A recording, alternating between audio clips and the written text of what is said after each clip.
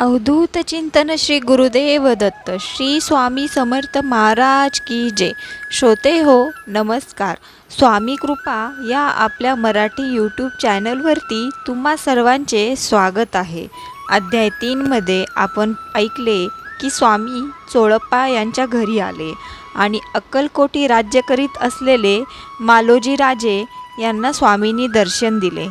चला तर मग आपण आज पुढील अध्याय श्रवण करूया। अध्याय 4। श्री गणेशाय नमः। स्वामी नामाचा जप करिता चारी पुरुषार्थ येती हाता।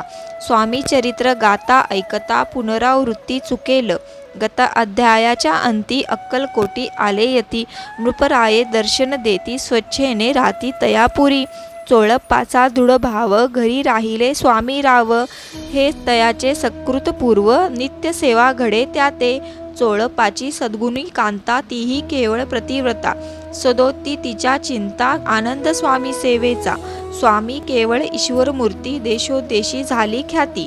बहुत लोक दर्शना येती कामना चित्ती धरोणी। कोणी संपत्ती कारणे कोणी मागती संताने। व्हावे मनोनिया लग्न येती दूर देशाहून। शरीर भोग कष्टले संसार तापे तप्त झाले। माया म पसाऱ्यात फसले ऐसे आले किती एक। भक्त अंतरी जे जे इच्छती तेथे येती राज पुरविती। दृढ चरणी जयाची भक्ती त्यासी होती कल्पतरू। जे का निंदक कुटील तया शास्ते केवळ। नास्तिका प्रती तत्काळ योग्य शासन करताती। कोणी 2 संन्यासी आले अक्कलकोटासी। हसोनिया म्हणती जनासी ढोंग्याचिया नादी लागला। हा स्वामी नव्हे ढोंगी जो नाना भोग भोगी। साधू लक्षणे याचे अंगी कोणते हो वसतसे। ऐसे तयानी नंदिले समर्थानी अंतरी जाणिले। जेव्हा ते भेटीसी आले तेव्हा केले एक नवल। एका भक्ताची या घरी पातली स्वामींची स्वारी। ते ही दोघे अविचारी होते बरोबरी संन्यासी। तेथे या तिन्ही मूर्ती बैसविल्या भक्ते पाटावरती। श्री स्वामी आपुले चित्ती चमत्कार म्हणती करू आता। दर्शनेच्छू जन असंख्यात पातले तिथे क्षणार्धात।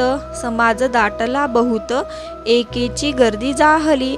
दर्शन घेऊनी चरणाचे मंगल नाम गर्जती वाचे। हेतू पुरवावे मनीचे मनोनिया विनविती। कोणी द्रव्य पुढे ठेविती कोणी फळे समर्पिती। नाना वस्तू अर्पण करती नाही मती तयाते। कोणी नवसाते करीती कोणी आनोनिया देती। कोणी काही संकल्प करीती चरण पूजिती आनंदे। संन्यासी कौतुक पाहती मना माझी आश्चर्य करीती। क्षण एक तटस्थ होती वैरभाव विसरोनी। स्वामी पुढे जे जे पदार्थ पडले होते असंख्यात ते निज हस्ते समर्थ।